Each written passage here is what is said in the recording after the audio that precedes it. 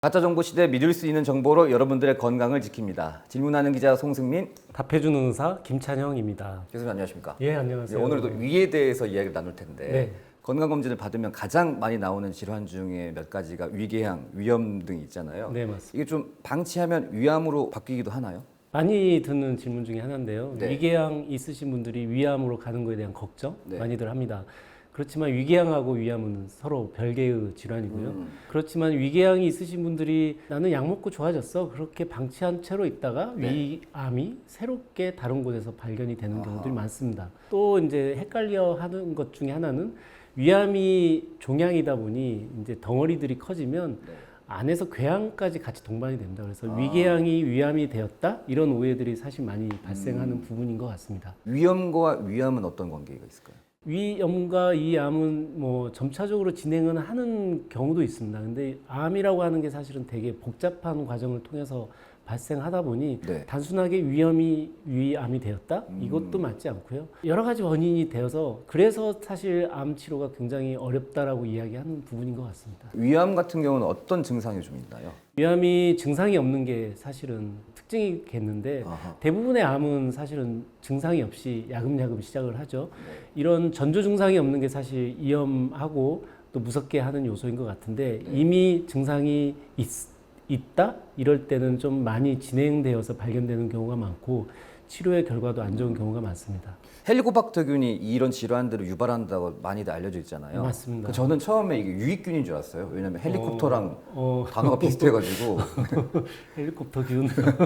그 말도 뭐 그 재밌는 얘기이긴 하는데요. 위산이 되게 강하잖아요. 네. 다들 경험이 있겠지만은 이렇게 역류를 경험을 하시면 이 쓴물이 올라온 이 불쾌한 그 산도의 느낌들을 다 아실 거예요. 굉장히 산이 강한데 이런 위산의 강한 환경에서는 아무런 균도 자라지 않을 거라고 사람들이 믿었습니다. 네. 실제로도 많이 검사를 해봤지만 균이 하나도 안 나왔었거든요. 그러던 것이 호주의 과학자가 위산을 이겨내는 균이 있다는 걸 발견을 한 거죠.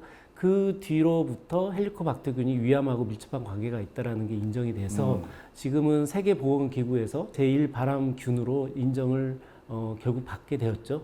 예, 그러면서 위암 치료도 많이 조금 향상되는 그런 결과를 가져오기도 했습니다. 헬리코박터균이 어떻게 위암을 조금 만들어내는 거예요? 헬리코박터균이 네. 염증을 계속해서 만성적으로 일으키게 되고 거기에 살아남기 위해서 암세포들이 여러 번의 돌연변이를 거치다 보면 결국 그게 암이 된다. 결국 그렇게 정리할 수 있을 것 같습니다. 그럼 그 균은 태어날 때부터 위에 존재하는 균인가요? 그렇진 않고요. 네. 이제 헬리코박터균의 감염 경로는 결국 입에서 입으로 아하. 전파가 된다. 이제 이렇게 알려졌는데 그래서 뭐 키스를 한다 할 경우에도 옮겨갈 수는 있습니다. 네. 근데 취약한 연령이 5세 미만 5세 아이들한테 미만. 많이 네. 해당이 되고요. 그때는 많은 이쁨을 받잖아요. 그래서 예.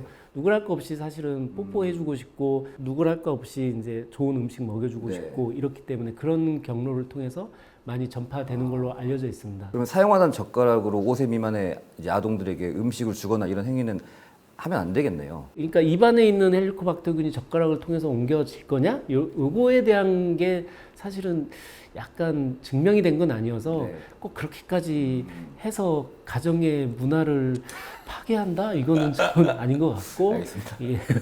헬리코박터균의 치료 방법은 좀 어떻게 돼요? 약을 먹어야 되나요? 앞서 설명드린 것처럼 헬리코박터균이 강한 산성에서도 네. 살아남는 균이다 보니 이것이 웬만해서는 사실은 잘 죽지는 않습니다. 그러다 보니 얘를 죽이기 위해서 네. 항생제를 굉장히 많은 양을 쓰게 되고요. 그러니까 보통의 항생제를 쓰는 양보다 두세 배 높은 양을 어허. 한 가지로는 안 되고 두세 가지를 합해서 또 제상균까지 합해서 1주, 2주를 써야 죽을 가능성이 높아지고요. 또 그렇다고 해서 다 죽지도 않아가지고 내성균이 있기도 하니까 여러 차례에 걸쳐서 없어지는 경우도 있습니다. 아, 그러면 한 번 이게 생기게 되면은 없애기가 굉장히 힘든 균이네요. 한 번에 되면은 좋고요. 그렇지 네. 않으면 두 번 내지는 세 번까지 가는 경우들이 있습니다. 지금 이제 이렇게 위에 대해서 관심이 많은데 이제 직장인들이나 아니면 건강검진 받을 때 위 내시경 이렇게 많이들 받으시잖아요. 뭐 내시경 말고 CT나 초음파로는 확인을 할 수 없나요? 위 건강 상태를? 사실 내시경이 고역스럽기 때문에 CT나 이제 초음파 같은 거 많이들 물어보시더라고요. 네. CT나 초음파 같은 거는 사실은 사진을 찍어서 이미지를 만들어서 보는 거잖아요. 그러다 보니 판독하는 데 어려움이 있습니다. 그래서 사실은 내시경이 제일 직접 보는 거기 때문에 제일 확실하고요. 나머지 CT나 초음파는 이게 좀 많이 제한이 많아서 저희들은 추천하지 않습니다. 예. 수면 내시경보다 비수면 내시경으로 해야지 더 정확하게 확인할 수 있다. 위 상태를 이런 말도 있거든요. 비수면과 수면의 사실 이 진단의 결과는 동일합니다. 비수면인 경우에는 또 오히려 좀 고통을 이겨내기 위해서 몸부림치는 경향이 있기 때문에 오히려 비수면이 약간 더 위에 상처를 낼 가능성이 있다라고 이야기하시는 선생님도 계십니다. 그러니까 수면을 차라리 받는 게 더 낫겠네요. 그러면요. 저 같으면 수면을 수면, 네. 받으라고 얘기할 것 같습니다. 그럼 이제 위암 얘기 다시 해야 되는데 건강검진을 매년 받으셨던 분들도 어느 날 위암 걸렸다 이렇게 좀 소식을 좀 들으시더라고요. 네, 맞습니다. 이건 왜 그런 걸까요? 이게 참 안타까운 일인데, 그러니까 몇 년 주기로 정기 검진을 하는 게 좋을지에 대한 결정은 네. 여러 사람의 결과를 보고 평균적인 걸 가지고 결정을 하게 되잖아요. 그래서 위암 정기 검진은 2년으로 결정이 된 거고, 근데 이 암 발생이라고 하는 거는 사실은 모든 사람이 평균적으로 움직이진 않거든요. 본격적인 성향을 가진 위암인 경우에는 이게 2년마다 했던 게 부족했던 사람들이 있고요. 그러다 보니 저희들이 고위험군으로 여기고 있는 그런 환자들, 예를 들면 헬리코박터균이 있고 위축성 위염도 있고 가족력도 있고 이런 경우에는 저희들이 기준은 2년이라고 얘기하지만 환자분들에게 1년마다 받는 게 좋습니다. 그렇게 이야기하는 경우들이 있습니다. 위암이 또 보니까 종류가 여러 가지더라고요. 그렇죠. 네, 좀 어떻게 되는지 좀 설명 좀 부탁드릴게요. 그러니까 암이라고 하는 거는 덩어리를 이야기하잖아요. 그래서 이게 종양이라고 이제 표현하는 건 양성과 악성으로 나눌 수가 있습니다. 그래서 우리가 일반적으로 알고 있는 위암인 경우에는 위선암이 맞는 선암, 말이고요. 네.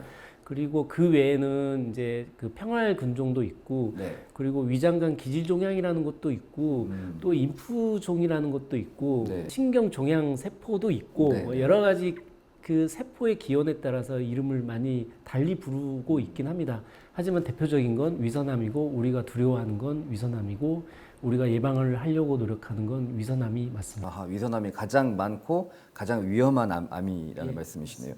그러면 뭐 치료법은 수술법은 좀 어떻게 돼요?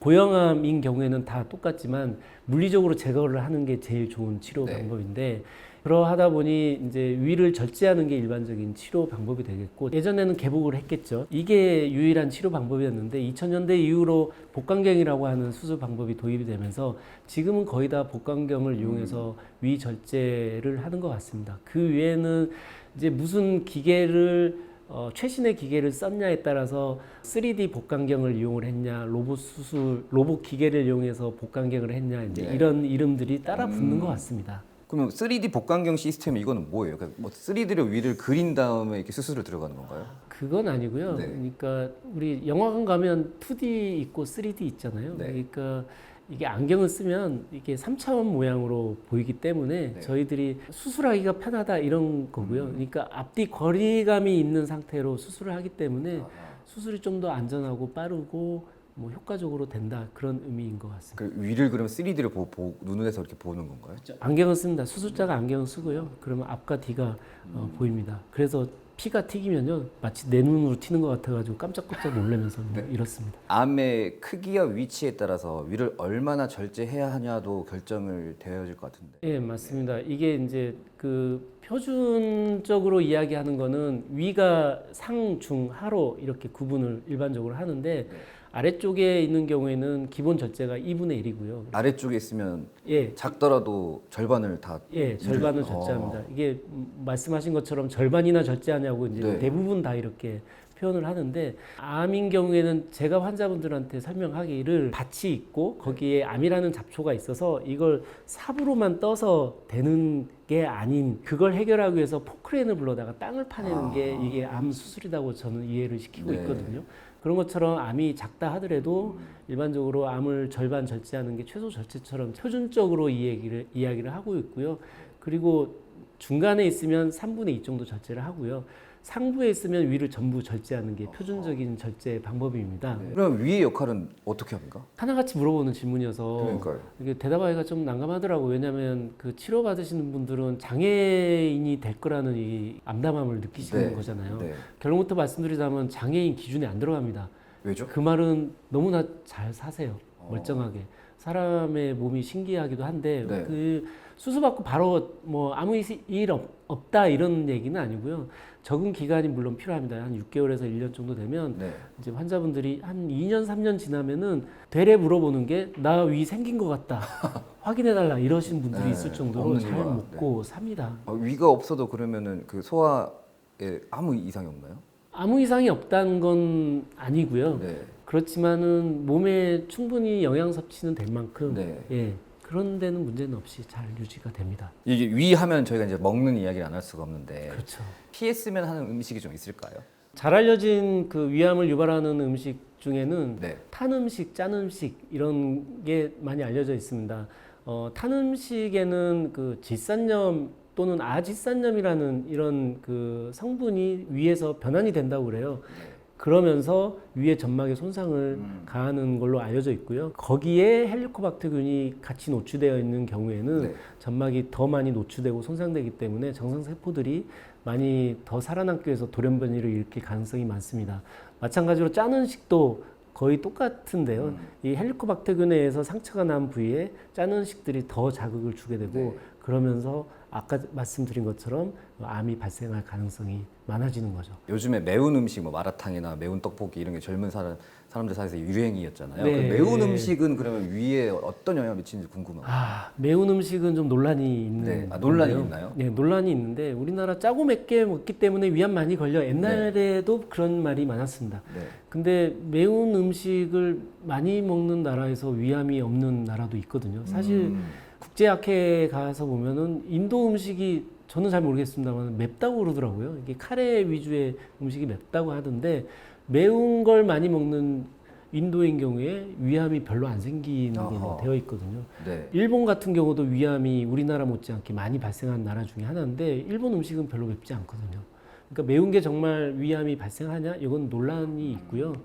뭐 이건 여담이긴 하지만 제가 순창에서 위암을 예방하려면 매운 거 먹으면 안 된다고 이야기했다가 혼난 적이 있습니다. 순창 고추장이 예, 유명하니까요. 우리 고추장을 지금 네. 다 말아먹을 생각이냐 뭐 이런 얘기를 들은 적이 있어서 그 다음부터 제가 자료를 많이 찾아봤는데 매운 거는 좀 논란이 있어서 매운 거는 아닐 수 있다는 생각을 저는 개인적으로 하고 있습니다. 흡연이 영향이 없을 거라고 믿고 계신 분들이 되게 많은데 네. 흡연이 영향이 되게 많이 미칩니다. 어떻게 흡연이 설마 그냥 담배 피우면 폐로 가지 그게 위로 갈까 싶지만 담배 연기가 위로도 들어갈 수 있잖아요. 통로가 똑같기 때문에 그러면 분명히 자극이 되고 암이 유발이 많이 되기 때문에 알려진 걸로는 2배 이상의 위험 요인 중에 하나가 담배라고 하니까 담배도 분명히 위암이 걱정이 되신 분들은 유념해 두셔야 될 상황인 것 같습니다. 그리고 이제 마지막으로 위암을 예방하기 위한 가장 좋은 어떤 생활 태도나 식습관 아니면은 뭐 행동 그런 게 좀 있으면 한마디 부탁드리겠습니다.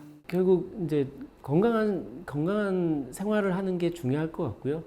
걱정하는 게 사실은 더 큰 거라고 저는 생각을 해서 그래서 사실은 위암으로 수술 받으신 분들은 남아있는 위에서 암이 생길 가능성이 많거든요.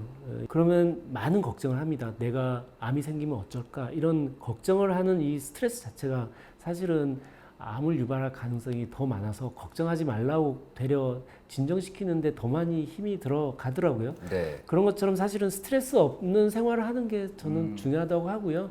식단도 건강한 식사를 하는 게 맞긴 하지만 그래도 즐거운 식사를 하는 게 더 맞다고 저는 생각을 하는 편입니다. 앞으로 위암을 예방하기 위해서 더욱 한량처럼 마음가짐을 갖고 살아야겠네요. 그렇죠. 그래서 오늘 말씀 감사합니다. 예, 감사합니다. 5대암 중 하나인 위암과 수술 그리고 예방을 위한 식단까지 전북대병원 소화기외과 김찬영 교수님과 이야기 나눴습니다.